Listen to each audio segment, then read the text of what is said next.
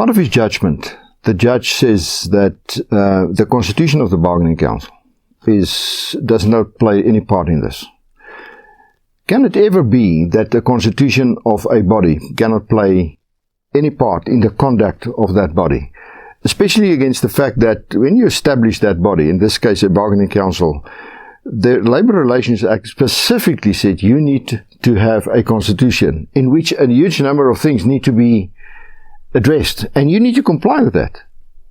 What do you say about that judgment? That's correct. And like you rightly said, the LRA states that the bargaining council decides its own constitution. It decides how decisions are made, how meetings are held, and so forth, and so on and so forth. So in essence, what this issue was about was there was a meeting on the 29th of July of the bargaining council where the chairperson rightly made a decision in terms of the constitution, or in our view, rightly made a decision that certain parties who are not party to this particular agreement may not vote on this agreement.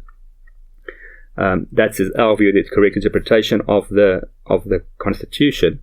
However, the other parties were not happy with this, and they decided, well, they're not going to allow him to make such a ruling. They don't see themselves to be bound by such a ruling, and they're going to remove the president and install a president or a chairperson that will follow and promote their agenda. So we said, well, that obviously makes the meeting irregular, makes the decision irregular because you are bound by your constitution.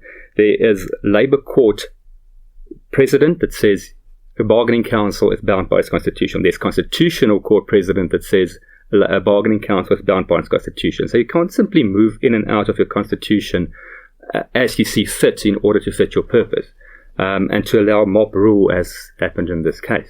And what transpired there was exactly mob rule. That was mob rule.